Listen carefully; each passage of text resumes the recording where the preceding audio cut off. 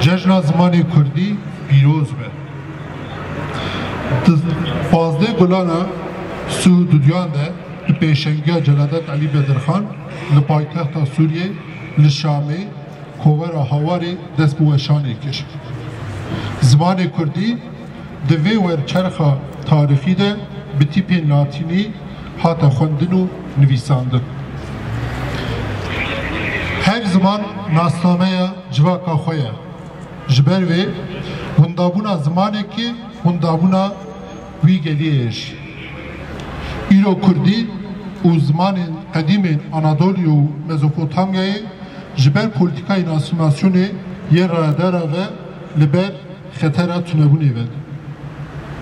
Divê ji bîrkirin ku parastina zimanekî bi hewdanên takekesî nemümkün e.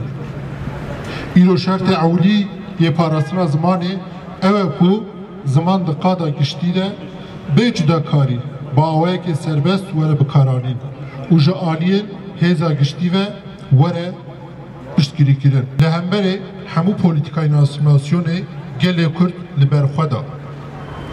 Di derfetên kêm şert û mercin zor û zehmet de jî Kurdan bi rêya komale, enstitû, rojname, weşanxane û televizyonan ji bo zimanên xwe rêkên rolî vekirin. Qeyûmên ku li şaredariya hate tayin kirin û KYK'yên ku ji aliyê hikûmetê ve hatin derxistin, hemû kar û bizavên rojname, kovar, kanalên televizyonê, malpet, saziyên jina, enstitûyên Kurdî û kursên zimanê Kurdî têk birin. Di heyamek wiha de xwedî derketina zimanê Kurdî berpirsgarekî gelekî girîng e. Emîro roja cejna zimanê Kurdî de carekê din daxwaza perwerdeya zimanê dayîkê dikin. Ji bo ku perwerdeya zimanê dayîkê were dayîn, em dubare daxwaz dikin ku xala çilûdeyemîn a makeqanûyê were guhertin. Diwan peymanê